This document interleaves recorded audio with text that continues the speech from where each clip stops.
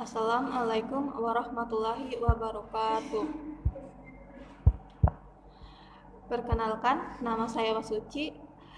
Saya kelas D Tarbiyah jurusan Pendidikan Agama Islam dengan NIM 0421011040. Oke, di sini saya akan menjelaskan soal UTS untuk memenuhi mata kuliah tafsir. Langsung saja pada pertanyaannya itu.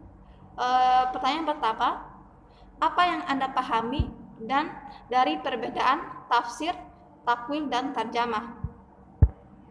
Oke, penjelasannya yaitu tafsir adalah menjelaskan makna ayat, kadang-kadang dengan panjang lebar, lengkap dengan penjelasan hukum-hukum dan hikmah yang dapat diambil dari ayat itu dan seringkali disertai dengan kesimpulan kandungan ayat tersebut.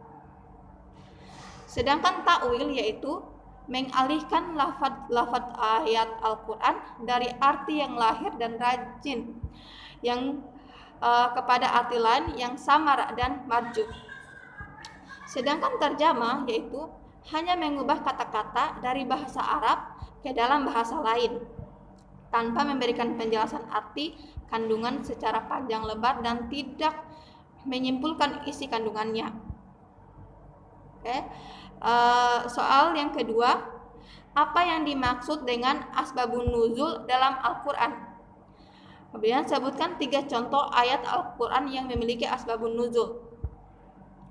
Penjelasannya yaitu kita ambil dulu di pengertian asbabun nuzul. Asbabun nuzul adalah sesuatu yang melatar belakangi turunnya satu ayat atau lebih sebagai jawaban suatu peristiwa atau menjelaskan hukum yang terdapat dalam peristiwa itu. Secara bahasa, ia terdiri dari 2 kata, asbab yang merupakan bentuk, jamak dari sabab yang artinya sebab.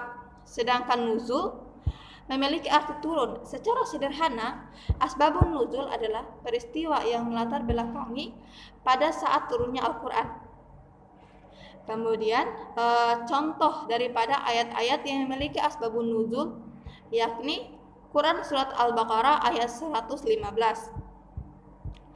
yang artinya, dan milik Allah timur dan barat, kemanapun kamu menghadap, di sanalah wajah Allah. Sungguh Allah maha luas, maha mengetahui. Yang mana asbabun nuzul diturunkannya Al-Baqarah ayat 115 yaitu yang diriwayatkan oleh Ibnu Umar bahwa ayat tersebut berkenaan dengan tentang salatnya seorang musafir di atas kendaraan yang menghadap sesuai dengan laju kendaraannya atau menjelaskan tentang salat yang arah kiblatnya masih sama atau tidak diketahui. Maka contoh yang kedua yang memiliki asbabun nuzul yaitu Quran surat Al-Ikhlas ayat 1-4. Artinya, katakanlah Muhammad, dia adalah Allah yang Maha Esa, Allah tempat meminta segala sesuatu. Allah tidak beranak dan tidak pula diperanakan. Dan tidak ada sesuatu setara dengan dia.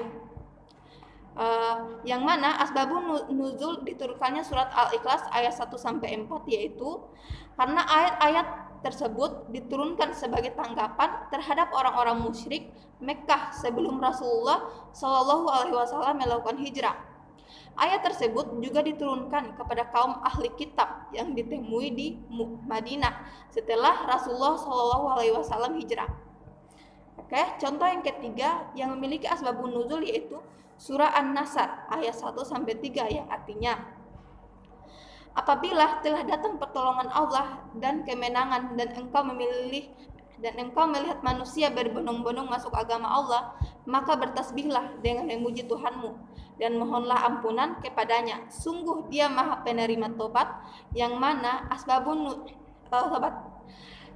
asbabun nuzul diturunkannya surah An-Nasr 1-3 yaitu diriwayatkan oleh Abdul Razak di dalam kitab Al-Mushaf dari Makmar yang bersumber dari Az-Zuhri bahwa ketika Rasulullah SAW memasuki kota Mekkah saat Fathu Mekkah, Khalid bin Walid diperintahkan untuk memasuki Mekkah dari jurusan dataran rendah untuk menggempur pasukan Quraisy yang menyerangnya serta merampas senjatanya setelah memperoleh kemenangan Maka berbondong-bondonglah kaum Quraisy masuk Islam.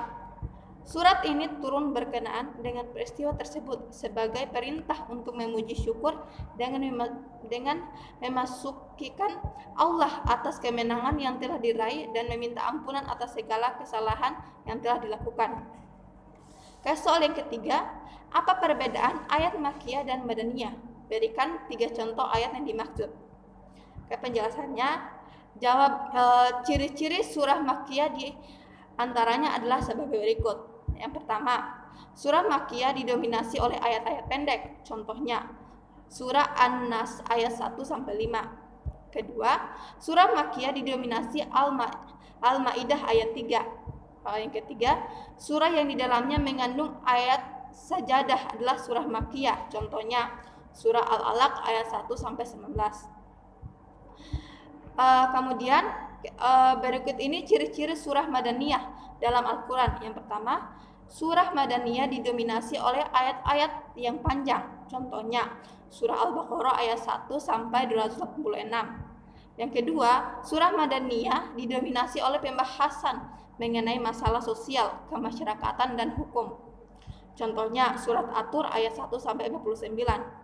Yang ketiga, surah-surah Madaniyah menyebutkan tentang orang-orang munafik, kecuali surah Al-Ankabut. Contohnya surah Al-Munafikun ayat 1-11. Oke, itulah tadi penjelasan dari saya. Sekian. Assalamualaikum warahmatullahi wabarakatuh.